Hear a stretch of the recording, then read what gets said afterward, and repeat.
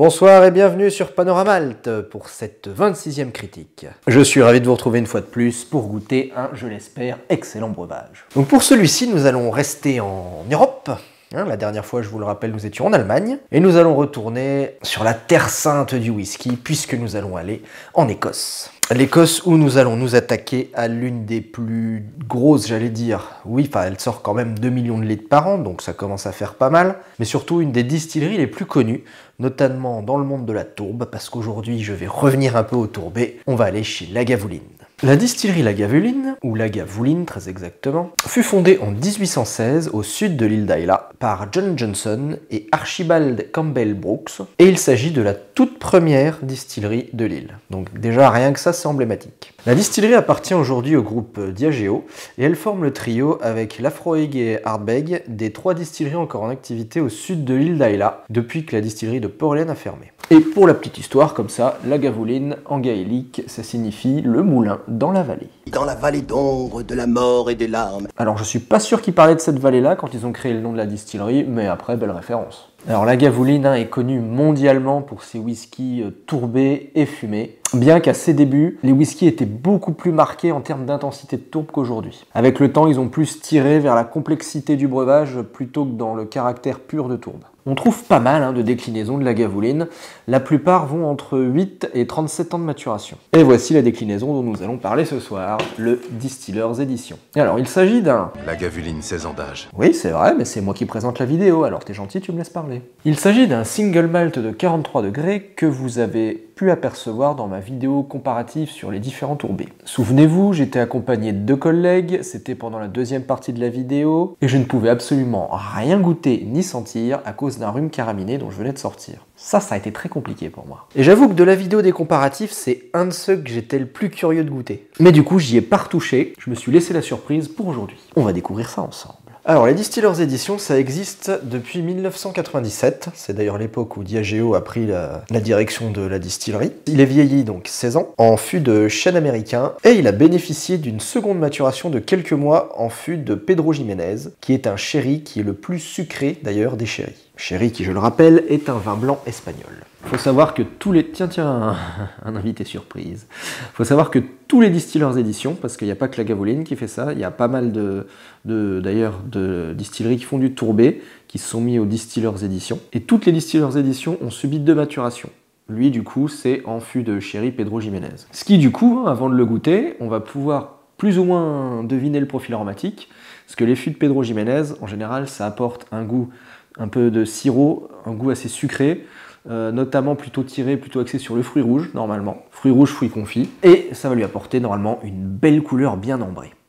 Alors, petite boîte en carton classique, le logo, j'aime bien, il est sympathique. Qu'est-ce qu'on retrouve? Distillers Edition, bien entendu. Double maturation en fût de Pedro Jiménez et de fût de chêne américain. Une description un peu de profil aromatique, et vous voyez qu'en même temps, je vous fais un doigt d'honneur. Bâtard de ta race! T'es allé trop loin cette fois, t'as dépassé les bornes! C'est ma double maturation à moi. Et pour ce qui est de la bouteille, rien d'exceptionnel non plus au final. On retrouve l'étiquette. On a l'année de... Alors là, vous voyez peut-être pas bien, mais sur le verre, c'est sérigraphié, on va dire. C'est l'année d'ouverture, de naissance de la distillerie, 1816. De l'autre côté, il y a sérigraphié Islay. Mais à part ça, c'est pas forcément super attrayant à l'œil. Même la couleur de l'étiquette, je sais pas si vous voyez, c'est un petit peu vert anis très clair. Je trouve pas la bouteille spécialement jolie. Mais c'est souvent... Pardon, oui, c'était bien moi. Mais du coup, c'est souvent dans les bouteilles qui sont le moins attrayantes à l'œil qu'on a des plus belles surprises. Et venant de Lagavulin et venant de ce que les gars en ont dit la dernière fois, je m'attends quand même à du lourd. Bon après, oui, elle a la forme d'une bouteille de whisky classique. Alors, voilà. Là, d'ici, on sent un petit peu l'air maritime d'Islay. Ouais, il n'y a pas besoin de foutre son nez au-dessus pour que... ça s'ouvre forcément direct sur une bonne tourbe, mais il y a bien d'autres choses. Petit côté iodé, avec le petit côté fruit sec, sucré, suave, du fût de sherry. En revanche, j'ai pas forcément trop le côté fruit rouge, qui est censé apporter le Pedro. Pour le nez, en tout cas, il est pas aussi complexe que je l'aurais pensé. Tourbe, un peu fumé, un peu iodé. Note sucrée de raisin sec, je dirais. Céréalière. l'orange maltais, assez discrète, mais les trois par contre sont vraiment extrêmement bien équilibrés, ça c'est vrai. Non, pour un tourbé, il est vraiment bien équilibré. La puissance aromatique est là, l'alcool est totalement absent, et c'est bien équilibré, très bon nez, un 4,5 sans hésiter. Il ne faut jamais hésiter. Petite bouche. Ouais, la bouche est efficace. Oh, la finale aussi. On va se régaler là-dessus. Alors, première instance, voilà, faut toujours se faire un petit bain de bouche, hein, au final. Avant de reprendre une petite lampée, ce qui attire les prédateurs les plus puissants de la région. Bon, alors faut peut-être que je le critique, parce que là, je goûte, mais... Alors, première note, on sent la cendre. C'est pas la fumée, à proprement parler, comme un autre tourbé, comme un talisker pour amener. C'est vraiment cendreux, là, pour le coup. Effectivement, la complexité est assez présente, parce qu'il y a des notes que j'arrive pas bien à identifier. Là, pour le coup, je vais devoir me refaire un deuxième tour. Enfin, deuxième tour, c'est au moins le quatrième, mais bon, vous voyez que le deuxième. Pour ce que j'arrive pas à trouver, je vais essayer de m'orienter un petit peu. Ah, pardon, on n'avait pas parlé de sa couleur. Oui, bah, clairement... le fût amène bien de l'ambre. Je voulais dire que j'allais me référer au fait de son vieillissement en fût de chêne américain et en fût de sherry. Est-ce qu'on a les notes sucrées du sherry? Pas tant que ça, je trouve. C'est assez discret. On a des notes un petit peu plus... pas piquantes. On peut pas dire que ce soit épicé. C'est complexe. Bah oui, mais ça je l'avais dit, ça je le savais. C'est complexe dans son ensemble et c'est complexe à trouver aussi. Ça, c'est un whisky qui va me donner du fil à retordre, mais je vais passer un petit moment dessus, je pense. Si, quand tu le... Notes sucrées quand même. Hein. Plus le temps passe, plus les notes sucrées arrivent. Alors les notes céréalières d'orge, elles ont disparu. On les avait un petit peu au nez. Là, elles sont plus là. On a bien ce côté cendre, hein, ça c'est toujours d'actualité. On a un côté sucré qui arrive et qui prend un peu le pas sur la tourbe d'ailleurs. Et alors, en termes de sucré, il faut que j'affine un peu quand même. Il a subi un affinage, donc moi il faut que j'affine aussi mes recherches, tu vois. Mais il est pas fini d'affiner! Bah ouais, en y repensant, comme un déclic du coup, mais ça correspond. Raisin. Pas raisin sec, enfin... Raisin sucré, mais pas raisin sec, c'est compliqué. J'irais pas jusqu'à dire un Montbazillac, mais un petit peu ce genre de sucre. T'imagines le mélange whisky tourbé, vin blanc sucré? Bah c'est un peu ça, avec quand même une forte dominante whisky. Cendre, raisin sucré. Et il y a un troisième, effectivement, il y a un troisième saveur là derrière.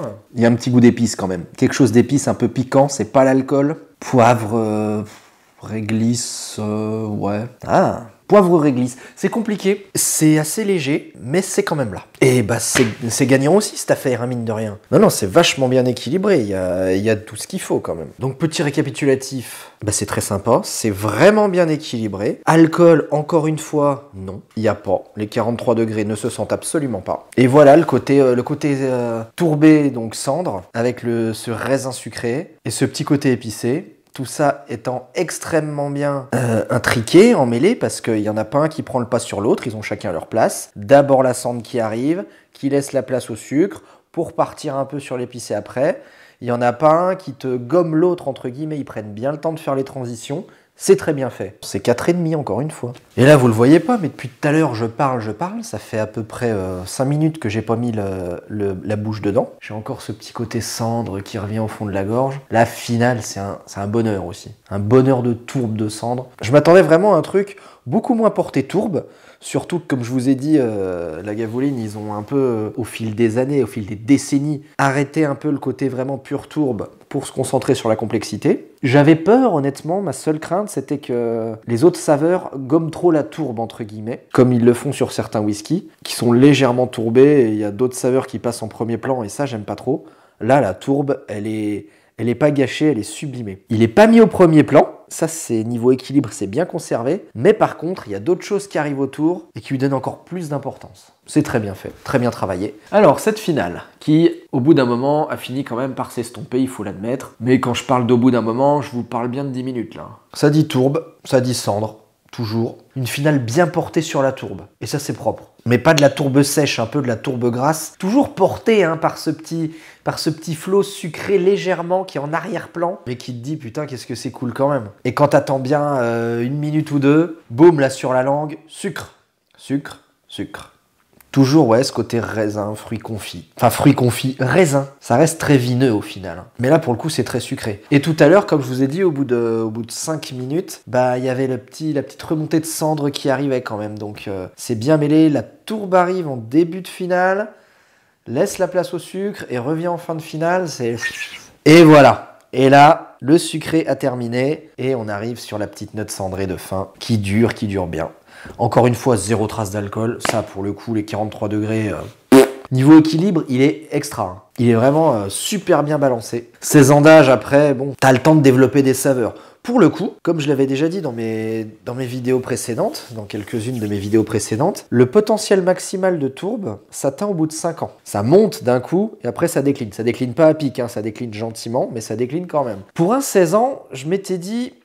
il va peut-être plus avoir beaucoup de goût tourbé. Bah non, hein. Il est hyper bien équilibré, la tourbe est vraiment toujours là, toujours présente. Bref, on était là pour parler de la finale, alors finalisons. Hein. La finale est quand même surprenante parce que tourbe, sucré, retourbe. Et par contre, la longueur, là, extra. La finale se prend encore un 4,5 parce qu'on peut pas faire moins là. L'appréciation perso, le goût cendré qu'on a en bouche et en finale, on l'a pas au nez. On a bien le tourbé fumé, mais pas cendré. Et ça, c'est fort d'arriver à faire des sensations de tourbe différentes. Vraiment équilibre, ouais, si, la complexité, je commence à comprendre un peu. Je pense, de toute façon, je suis trop amateur, j'ai pas le palais assez affiné et tout pour arriver à bien savoir d'où ça vient et de comprendre tout ça, mais je suis un peu comme un mec passionné d'un sujet qui n'est pas professionnel, qui est devant un truc qu'il comprend pas, mais qui sait que c'est trop bien. C'est chiant et grisant comme sensation. Ouais, puissance de tourbe, il est là quand même. Hein. Il est là! En première attaque en bouche, il est bien tourbé, bien propre, bien comme j'aime. Bon, faut que j'arrête d'essayer de l'analyser, on va kiffer. Bon, de toute façon, je kiffe, ça, y a pas à tergiverser. Il va se prendre 4 ou 4,5, de toute façon, c'est même pas une surprise. Alors, mes impressions, c'est super. J'avais peur, justement, comme je vous l'avais dit, que ce soit trop sucré par rapport à la tourbe. C'est hyper bien dosé.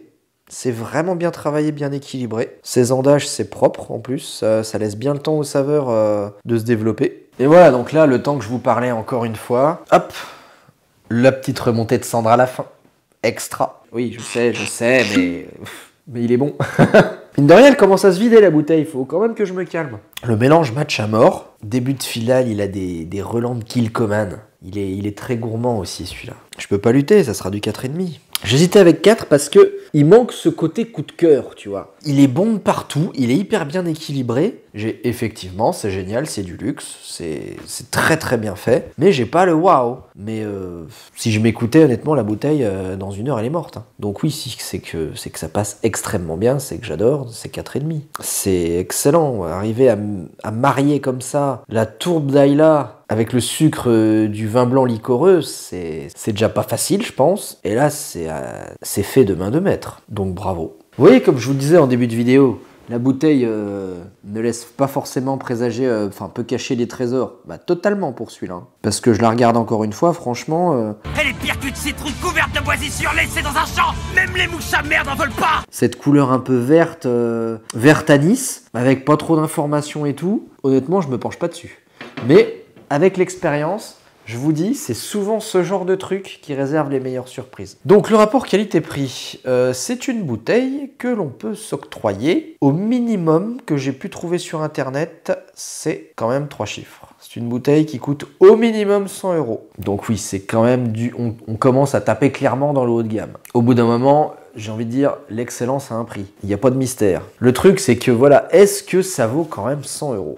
Ben j'en sais rien. Dès qu'on dépasse 3 chiffres, tu te dis quand même, c'est une bouteille, 100 €, c'est pas rien quoi. C'est quand même un plein d'essence, ou 50 paquets de pâtes. Il faut pas nier que c'est un produit qui est extrêmement travaillé, donc certes ça a un coût. Il y a 16 ans de maturation, donc on va dire que tu payes à peu près 7,50 € l'année de maturation, tu vois. J'aurais bien vu 80-90 €. 100 €, et je vous ai bien dit 100 € minimum, hein, moi je l'ai encore payé un peu plus cher, et il y a des sites qui la vendent plus cher. Non, j'y trouve, ouais, c'est peut-être un poil chéros, mais c'est quand même pas déconnant au vu de la qualité du produit. Mais bon, 100 €, ça reste quand même une somme, donc on part sur du B-.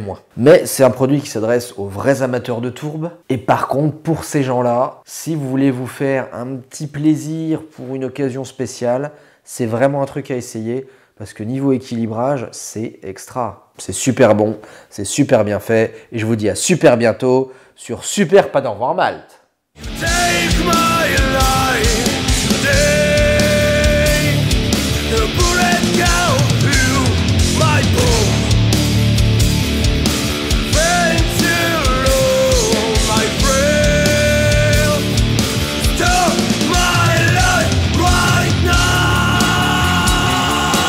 Monsieur Mousse. Même l'euro, il est cool, sans déconner.